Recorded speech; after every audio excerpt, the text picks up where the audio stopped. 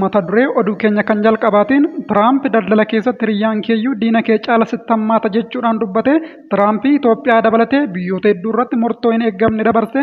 Kanaan dura biyyoonni hiyyeeyyiin akka Itoophiyaa gara Ameerikaatti mi'a yoo ergan qaraxarraa walaba ture. Amma garuu Tiraamp Itoophiyaa irras qaraxa kaa'eera. Bal'ina isaa kan dhageessan ta'a gadhumaatti na waliin tura. Mata duree oduu keenya kan biraatiin ammoo haati lubbuu namaaf kennitu hospitaalatti da'uuf qarshii gaafatamuu hin qabdu jechuudhaan pirezidaantiin Burkiinaa Faasoo kanaan booda biyya isaanii keessatti haadholiin kaffaltii tokko malee hospitaalatti akka da'an eeyyamanii. Pirezidaantiin Burkiinaa Faasoo kun seenaa dhaloota isaanii kan baay'ee garaa nama nyaatu dubbataniiru. Kanas kan dhageessan ta'a gadhumaatti na waliin tura. Mata duree oduu keenya kanatti taanuun Gojjam Kaabaatti daa'immanii fi qeesii mana amantaa dabalatee namoonni nagaa 40 ol humnoota mootummaatiin akka ajjeefaman Addis Istaandardi gabaase.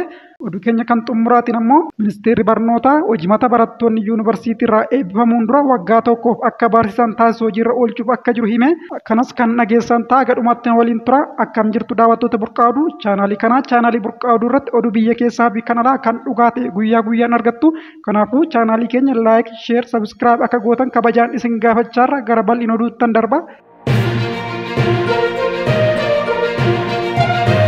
Tiraamp biyyoota kaan dabalatee oomishaalee Itoophiyaarra qaraxa parsantii 10 kaa'anii qaraxa bu'uuraa roobii kaleessa White House ifoomse irratti pirezidaant Tiraamp dursa Ameerikaaf jechuun dubbatanii pirezidaantichi oomishaalee Itoophiyaan gara US ergaman irratti qaraxa parsantii 10 kaa'uun isaanii beekame. Yeroo gara daldalaatti dhuftu sababa garaagaraan hiriyyaan keeyyuu diina kee caala sitti hammaata jechuudhaanis dubbatanii biyyoota hedduu maallaqaan gargaarree akka isaan biizineesii keessa turan gochaa turre kan jedhan pirezidaantiin Ameerikaa Doonaald Tiraamp keessumaa michoota daldalaa keenya Meeksikoo fi Kanaadaa deeggaraa turre jedhanii kanaan booda garuu maaliif akkas isaan gargaarraa ofii keessan of danda'uun hojjechuu qabdu jennee dubbanna jechuudhaanis cimsanii dubbataniiru. Kufaatiin daldalaa kana booda rakkoo diinagdee hin ta'u kun dhimma ariifachiisaa biyyoolessaati jechuudhaanis dubbatanii qaraxi biyyoota adda addaa irratti darbe maal akka fakkaatu kan ibsan Tiraamp Chaayinaa irrattis qaraxa guddaa kaa'uun isaanii beekameera. Biyya Afrikaa kana dura kan namnu ishee hin beekne jechuun ibsan Leeseetoo irratti garuu qaraxa parsantii 50 akka dabarsanis dubbatanii kunis parsantii guddaa Tiraamp dabarsanidha. Biyyoota Afrikaa akka Itoophiyaa fi Keeniyaa irratti immoo qaraxa parsantii 10 dabarsuun isaanii beekame. Bulchiinsa Ameerikaa kana dura ture Itoophiyaa fi biyyoota Afrikaa guddachaa jiran kaan qaraxa irraa bilisa gochuun alergii oomisha isaanii jajjabeessaa turanii. Tiraamp garuu ammarraa eegaluudhaan qaraxa parsantii 10 Itoophiyaarra kaa'uunsaa beekame. Tiraamp tibbana erga aangootti dhufeetii wantoota hedduu jijjiireetu jira. Isaan keessaa muraasnis dhaabbata gargaarsa namoomaa kennu USAID cufuun akka lubbuun namoota 10,000 Itoophiyaa keessaa balaarra bu'u godheera. Dabalataanis uummataaf sagalee kan ta'aa ture miidiyaa VOA yookiin sagalee Ameerikaa cufeera. Kanarraa ka'uudhaanis tarkaanfiin Tiraamp fudhataa jiran addunyaa guutuu irratti dhiibbaa guddaa geessisaatii jira.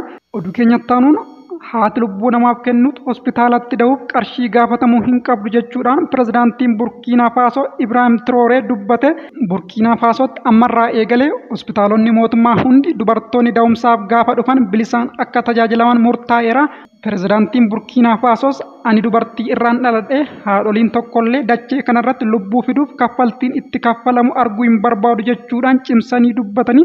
Pirezidaantichis seenaa jireenya isaa yeroo dubbatu harmeen kiyya yeroo ana deessu hiyyeettii waan turteef sababa kaffaltii dhabuutiin haga lubbuu dhabuutti geessee turte akka uumaatiin haftee silaa har'aa pirezidaantii biyya kanaa hin ta'uun ture.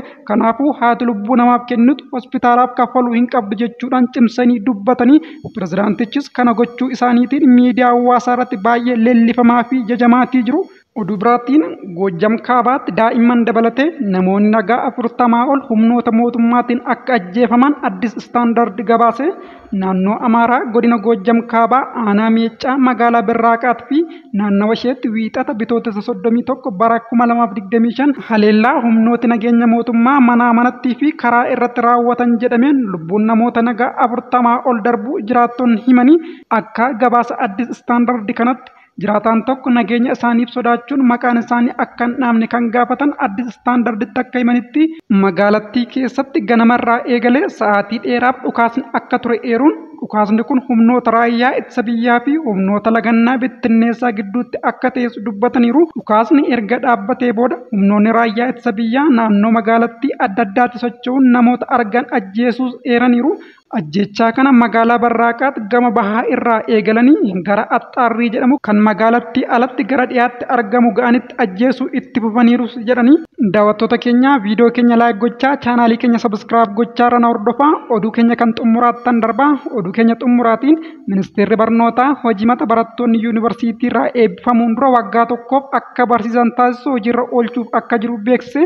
Sagantaan tajaajila yuunivarsiitii Itoophiyaa jedhamuun moggaafame kun karoora barattoonni yuunivarsiitii osoo hin eebbifamiin dura ogummaa barataniin hawaasa akka tajaajilan kan taasisu ta'uu ministeerri barnootaa Piroofeesar Biraanuu Naggaa himaniiru. Sagantichis yoo danda'ame bara dhufu yoo ta'u baate immoo akka lakkoofsa Itoophiyaatti bara 2019 akka hojiirra oolu himanii barattoonni yuunivarsiitii beekumsa isaanii hojiitti hiikuuf kan dandeessisu ta'us ministeerichi akeekaniiru.